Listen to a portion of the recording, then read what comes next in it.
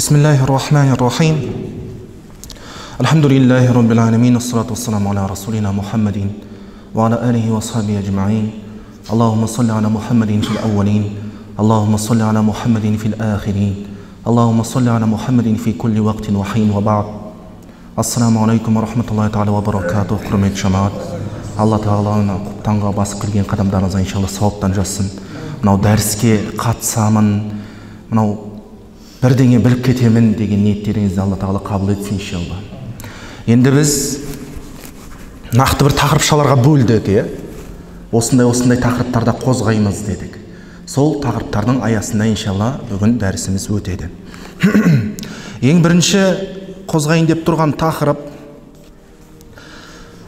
кез келген адамның намазхан бауыры бар. Өздеріңіз еске түсіріңіздер, бастапқыда намаз оқыған кезде қандай жағдайда болдыңыз? Енді сол кезде мынандай сөздер кетеді. Менің намазхан бауырым бар, содан сұраймын деген сөздер кетеді. Жаңағы айтқандай, оның мысалы кез келген адамның намазхан досы бар. Намазға енді келіп жатқан адам сұрақтары болса, кімнен сұрайды? Ең бірінші кезде сол намазхан бауырынан сұрайды. Неге? Өйткені ол одан ертерек намазды бастады. Ал біздің мынау басымызда қандай стереотип қалыптасқан? Анау менен ертерек намаз бастаса, демек ол дін туралы бәрін біледі деген.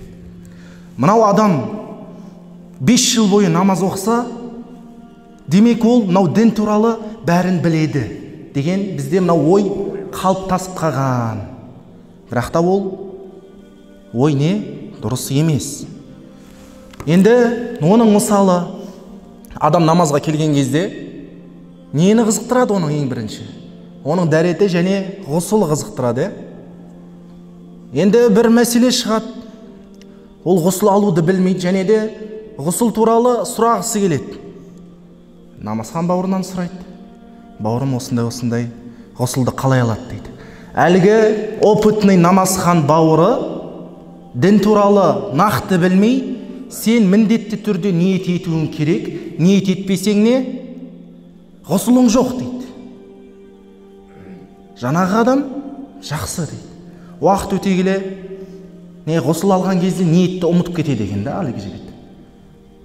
Сонда әлгі бауырның айтуы бойынша оның ғұсылы жоқ. Демек ол не істеу керек? Қайтадан ғұсыл алу керек болады. Жаңағы әлгінің әңгімесіне сая келеді. Ақыр аяғы не болды? Ақыр аяғы су ысырап болды. Не қыла алмады? Су ысырап болып кетті жай ғана. Негізі оның ғұсылы бар. Ал ғұсылда ниет парыз емес. Енді осындай жағдайда мынау құрметті жамағат айтарымыз, жаңадан дінге бет бұрып жатқан бауырлар болса арамызда. Менің бауырым намазды көп оқыды, демек ол бәрін біледі деп ойламаңыздар. Ол қате пікір. Көріп отырмын, бір-бірлеріңізге қарап отырсыздар. Ол қате пікір.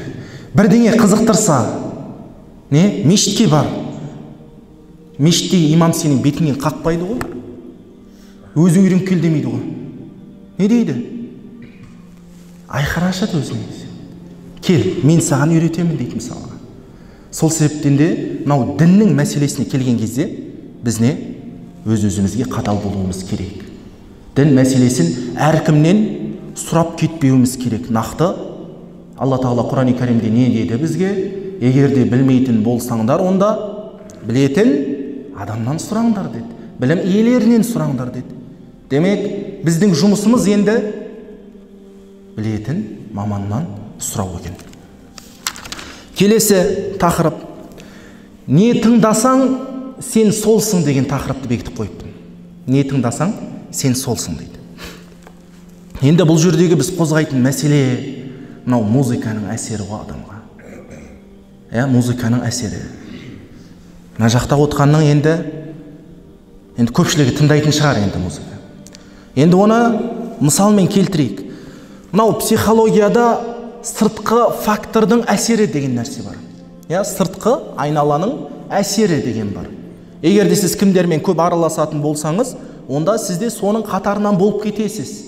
Енді мынау құлақтан кірген нәрсе бізге не? Мынау мінезімізді де қалыптастырады екен. Оның мысалын келтірейік. Мысалға Бах, Бетховен деген үлкен композиторлар бар, симфония жазған. Соның симфониясын тыңдап жүрген адамдар барынша негізінде тыныш, байсалды кісі болады.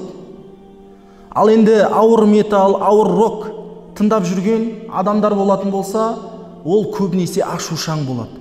Біреудің сөзін көтере алмай қалады. Тағы мысал келтірейін, қара кесекте тыңдап жүрген адам не болып кетеді? Қиял болып кетеді мысалға. Қазіргі өмірдегі енді былай деп айтқанда жиза ғой енді. Қиял болып кетеді ол адам. Енді қараңыздаршы, енді ойлайық. Мынау құлағында үнемі Құран жүретін адамды ойлап қараңыздар. Айналаға көз қарасын, өзгелерге қарым қатынасын қарайық ол адамның. Қандай болады? Жалпы өзімізге эксперимент жасап көрейік. 3 күн, мен бір апта десем, мыналардың бәрі ой дейін деп тұр ғой. 3 күн ғана. Мынау ешқандай музыка тыңдамай, наушник саламыз ба? Жақсы, наушник салып алып, мынау Құранмен эксперимент жасап көрейік. Құранды үнемі жүрген кезде тыңдап жүрейік. Бірден байқайсыздар. Мынау айналаңызға деген көз қарасты байқайсыздар. Мынау адамдарға сөйлеген кезде де, не деп емес. Мынау өзге, мынау іштегі біздің мынау қыр-сырларымыз шығады жаймен. Біздің ішімізде мынау тұрып тұрған. Біз жалпы неге айналамызға біз ашулымыз? Өйткені мынау сыртқы факторлардың әсерімен. Мынау сыртқы факторлар біздің мынау түпкі нәрсені не істеген? Басып тастағанда айналамызға біз мынау үстіндегі ашуды ғана көрсетеміз. Ал сол сіз тыңдаған Құран, Құранның ішіндегі оның үні, оның дыбысы, оның әріптері, егерде оны жүрекпен біз тыңдайтын болсақ, онда бізді не танымайтындай қылып өзгертіп жібереді екен мынау Құран деген нәрсе. Сол нәрсені біз эксперимент жасап көрейік иншалла. Келесі тақырып. Мына жақта отырғандар енді жастар ғой көбінесе. Инстаграмға салынатын, салынбайтын стористер деп тақырыпты бекітіп қойыппын. Инстаграмға салынатын және де салынбайтын стористер. Енді біз білеміз, мынау рия деген нәрсе бар. Рия деген нәрсе бар. Пайғамбарымыз саллаллаху алейхи уассалам өзінің хадисінде не деді? Мен сендерден қорқатыным, мынау кіші ширк жасайсыңдар ма? Сонда сахабалар не деді? Алланың елшісі, кіші ширк деген не деді? Сонда пайғамбарымыз саллаллаху алейхи уассалам не деді? Кіші ширк деген ол рия деді.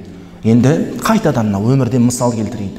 Мысалға сіз таң намазға тұрдыңыз, Алланың қалауымен, Алланың сізге берген күш қуатымен сіз тұрдыңыз таң намазға. Оқып алдыңыз. Кейбіреулеріңіз мешітке келіп таңды оқып алдыңыз. Одан кейін барып, біз жалпы намазхан болғаннан кейін біз ойлаймыз ғой. Мынау шайтан бізге жұмыс істей алмайды деп ойлаймыз. Үнемі 5 уақыт болғаннан кейін ойлаймыз сол нәрсені. Бірақ та мынау таңды оқып болғаннан кейін сізге ой салып жібереді. Соткыңды шығар. Мынау әдемі қойып қой жай намазыңды. Жай намазының үстіне Құранды қойып қойды.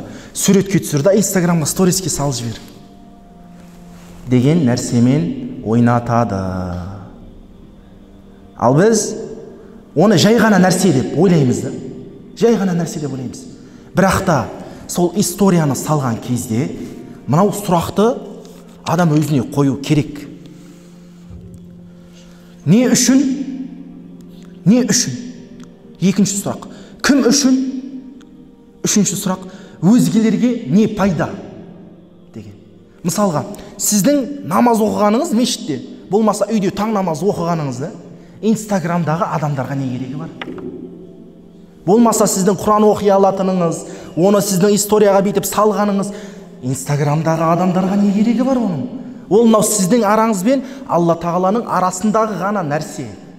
Егер де мынау сондай мен дінді жеткізгім келеді деген ниет болатын болса, ұстаздарымыздың видеолары жүр.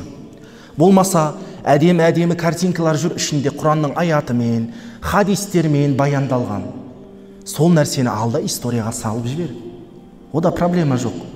Ал мынау біз ойлаймыз жай ғана нәрсе деп, бірақ та шайтан сол жай ғана нәрседен ұстап алады бізді. Енді ойлаңыздар, сол таң намазы сіз историяға салып жібердіңіз, шайтан сізге мынау көрсетсейші, сенің историяңда анау бір қыз бар еді ғой, сол көрсін сенің таң оқитыныңда деген секілді. Сондай ғып ниет кетіп қалып, таң намазы жоқ мысалға. Сол себептіден де мынау жай ғана нәрсе деп қарамауымыз керек екен. Келесі тақырып. Мынау енді мен бұл тақырыпты ұзақ уақыт бойы айтам деп жүрдім, бүгін уақыты келіп тұр екен. Мынау TikTok ғұламалары деген тақырыпты қойып қойдым. TikTok ғұламалары деген. Енді мынау TikTok-тағы псевдоуағызшылар, псевдопәтуашылар, псевдоғұламалар толып жатыр, оны барлықтарыңыз білесіз. Мынау прямой эфир дегенді ашып қояды да, не істейді? Ешқандай бір негізсіз өздерінің пәтуасын беріп отырады. Енді адамдар оны тыңдамай қоймай, не істейді? Оған сұрағын қояды ғой өзіне. Мынау дәретте мынандай кетіп еді, мен қалай істесем болады дейді. Анау да ұялмай соған жауап береді, қарасаңдаршы. Ешқандай білімі жоқ, бірақ жауап береді да соған. Енді сол осы жағдайға жалпы мынау бір хадис келетін секілді пайғамбарымыз саллаллаху алейхи вассаламның. Мынау пайғамбарымыз айтады, ертең бір заман болады дейді. Сол кезде мынау надан адамдар басшылықта отырады дейді. Және де олар өздері адасып қоймай, мынау өзгелерді де адастырады дейді. Осы хадис мынау қазірге жақсы келетін секілді. Мынау прямойда отыратындар өздерінше уағызшы болып, өздерінше мынау пәтуа беруші болып, ешқандай негізсіз. Олар сол басшылар секілді. Ал мынау халық не солардан сұрайды, мынау жағдай қалай, мынау қалай болады деген секілді. Және де олардың берген жауаптары адамның нәпсісіне жағады. Өйткені мынау білікті имамдардан сұрайтын болса, ол жоқ дейтінін біледі. Ал мынау не дейді? Я дейді. Демек, мынау TikTok-тағы әдемі киініп отырғандардың бәрі не? Имам емес. Әдемі сөйлегеннің бәрі уағызшы емес. Мынау нәрсеге жағатын жауапты беретін адамның бәрі не? Пәтуашы емес. Осы нәрсені біз ескеріп алуымыз керек екен, құрметті жамағат. Енді бұл тақырыптан мынау келесі нәрсе шығады да. Мынау бір қынжылтатын нәрсе бар екен. Қынжылтатыны. Неге біз дінге келген кезде өте салғырт қараймыз? Неге бұл? Дін деген адамға қарай иілмейді. Түсінікті ма? Дін деген адамға иілмейді. Керісінше адам дінге қарай иіледі. Енді көпшілік адамдар, енді уағыз шығарамыз ғой, әлеуметтік желіге уағыз шығарамыз, айтатыны барлығы харам дейсіңдер дейді. Енді мынау айналаның барлығы харам болып жатса, біз харам болып тұрған нәрсені қалай халал дейміз? Ол проблема ол кезде. Енді біздің былай қарап қалсаң харам, былай қарап қалсаң харам, магазинге кірсең ана нәрсе харам мысалға. Енді имамдар нанды харам деп жатқан жоқ. Кока-кола ішіп жатсың, кока-коланы харам деп жатқан жоқ. Енді бірақ та мынау адамның денсаулығына зиян беретін нәрсені ғана айтып жатыр ғой.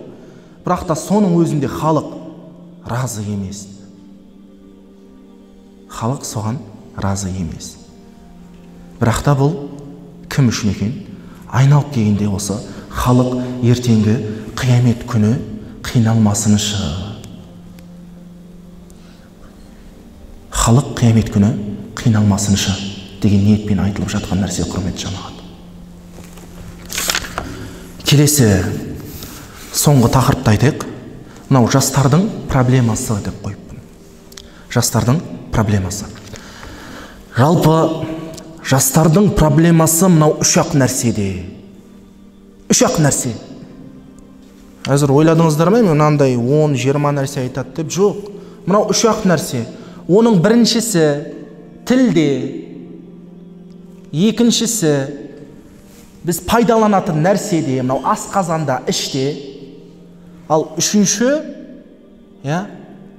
жастардың проблемасы ол мынау ұятты жерлерінде. Омар ибн Аль-Хаттаб радиаллаху анху екінші халифа. Бір жас баланы көріп қалады жолдың бойында. Сол кезде мынандай сөздер айтады екен.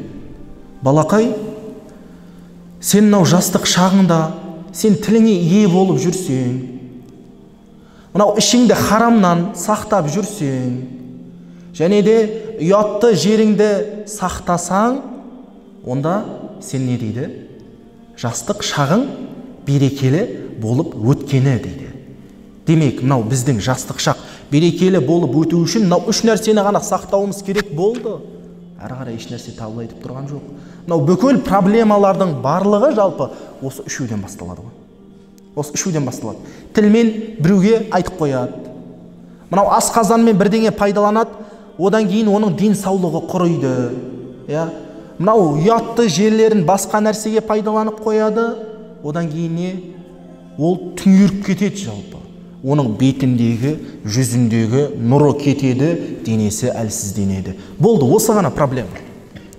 Енді осыған сақтанатын болсақ, онда иншалла біздің өмір берекелі болып өтетіні. Алла Тағала иншалла баршаларыңыздан разы болсын. Мынау көпшілік келгенге шынымен қуанып қалады екенсің. Мынау көп адам отырған кезде шынымен қуанып қалады екенсің. Амин. Аллахумма инна наузу бика мин илми ла янфа, ва мин қалби ла яхша, ва мин нафси ла ташба, ва мин даъвати ла юстажабу лаха, анилхамдулиллахи раббил аламин. Алла разы болсын баршаларыңыздан.